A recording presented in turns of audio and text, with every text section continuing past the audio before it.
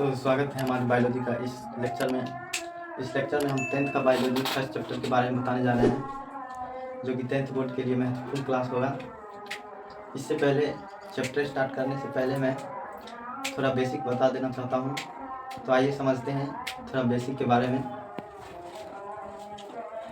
Biology जो एक शब्द है वो एक ग्रीक भाषा से लिया गया है और बायोलॉजी दो पार्ट में बटा हुआ है, एक बायोस एक लोगोस।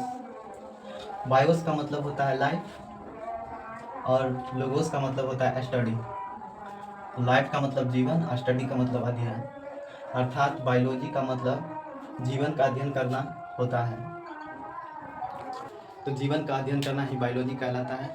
अगर इसको इंग्लिश में डिफिनेशन दें, the study of life is called biology. Biology का भी दो टाइप्स होता है, टू टाइप्स ऑफ बायोलॉजी, एक जूलॉजी और एक बॉटनी। जूलॉजी में हम जंतु विज्ञान का अध्ययन करते हैं और बॉटनी में वनस्पति विज्ञान जैसे पेड़ पौधा का अध्ययन करते हैं। फादर ऑफ जूलॉजी एरिस्टोटले यानी अरस्तु को कहा जाता है और बॉटनी, फादर ऑफ बॉटनी थियोफ्रेटस को कहा जाता है और फादर ऑफ बायोलॉजी एरिस्टोटले यानी कि अरस्तु को ही कहा जाता है। तो मैं एक बार फिर से बता देना चाहता हूँ कि बायोलॉजी एक ग्रीक भाषा से लिया गया है। बायोलॉजी का दो पार्ट होता है, एक बायो एक लॉजी। बायो जिसको बायोस कहते हैं और लॉजी जिसको लोगोस कहते हैं। बायोस का मतलब लाइफ और लोगोस का मतलब स्टडी। लाइफ का मतलब जीवन, स्टडी का मतलब अध्ययन, अर्थात बायोलॉजी का मतलब जीवन का अध्ययन करना होता है। The study of life is called biology. Biology दो पार्ट में बटा हुआ है, एक जूलॉजी एक बॉटनी। फादर ऑफ जूलॉजी एरिस्टोटले यानी कि अरस्तु को कहा जाता है और फादर ऑफ बॉटनी थियोफ्रेटस और फादर ऑफ बायोलॉजी एरिस्टोटले अरस्तु को ही कहा जाता है। अब आइए अगला स्लाइड में जानते हैं कि जीवन दो प्रकार का होता है। लाइफ एक एनिमल और एक प्लांट, एक जंतु और पौधा होता है। उसके बाद हम चैप्टर फर्स्ट यानी कि लाइफ प्रोसेस जे प्रक्रम पर आ जाते हैं। सबसे पहली बात, जे प्रक्रम किसे कहते हैं? तो वे सभी क्रियाएं जिनसे जीवों का अनुरक्षण या मेंटेन होता है उसे जे प्रक्रम कहते हैं। जैसे पोषण, शोषण, परिवहन, उत्सर्जन इत्यादि। पोषण, शोषण, परिवहन, उत्सर्जन जिसमें होता है उसे जे प्रक्रम कहते हैं। उसके बाद एक नोट है, नोट देख लीजिएगा। किसी भी जीव के लिए जे प्रक्रम अनिवार्य है।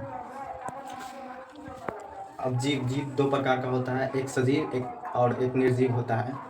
सजीव जिसमें गति, वृद्धि, भोजन, शोषण होता है उसे सजीव कहते हैं और जिसमें ना ही गति होता है, ना ही वृद्धि होता है, ना ही भोजन होता है, ना ही शोषण होता है उसे निर्जीव कहते हैं। सजीव, तो आइए जानते हैं सजीव और निर्जीव के बारे में। जिसमें गति, वृद्धि, शोषण, भोजन होता है उसे सजीव कहते हैं। जैसे मनुष्य, जानवर, पेड़ पौधा, चिड़िया इत्यादि, इन सभी में शोषण, भोजन, गति, वृद्धि होता है, इसे सजीव कहते हैं। और निर्जीव में जिसमें ना ही गति, ना वृद्धि, ना शोषण और ना ही भोजन, उससे निर्जीव कहते हैं। जैसे कुर्सी, टेबल, दीवार, गेट, बल्ब इत्यादि, इसे निर्जीव कहते हैं। अब पोषण के बारे में हम बताना चाहते हैं। पोषण का डिफिनेशन होता है पोषक तत्वों को ग्रहण कर उसका उपयोग करना पोषण कहलाता है। ये शॉर्ट फॉर्म में एक बार देख लेते हैं सजीव और निर्जीव के बारे में। जिसमें गति, वृद्धि, शोषण, भोजन होता है उसे सजीव कहते हैं और जिसमें ना ही गति, ना वृद्धि, ना शोषण और ना ही भोजन होता है उसे निर्जीव कहते हैं। मनुष्य, जानवर, पेड़ पौधा, चिड़िया इत्यादि। और निर्जीव का एग्जाम्पल होता है कुर्सी, टेबल, दीवार, गेट, बल्ब इत्यादि। तो आइए हम जानते हैं अब स्वपोषण और परपोषण के बारे में। तो स्वपोषण वैसे जीव जो अपना भोजन वैसे जीव जो अपना भोजन स्वयं बनाते हैं, सॉरी यहाँ स्वयं छूट गया है तो मैं यहाँ पे लिख देता हूँ।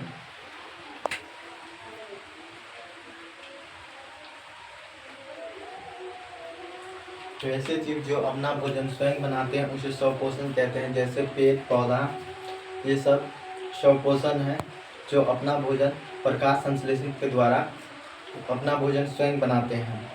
और परपोषण, वैसे जीव जो अपना भोजन किसी दूसरे माध्यम या दूसरे पर आश्रित रहते हैं उसे परपोषण कहते हैं। जैसे मनुष्य, जानवर, अमीबा इत्यादि ये सब परपोषण में आते हैं और ये सब दूसरे पर डिपेंड रहते हैं। और स्वपोषण जिसमें पेड़ पौधा आता है वो सेल्फ डिपेंड रहते हैं। तो आज के लिए इतना ही, तब तक के लिए बने रहिए। नेक्स्ट लेक्चर के लिए आप लोग इंतज़ार कीजिए। Thank you all of you.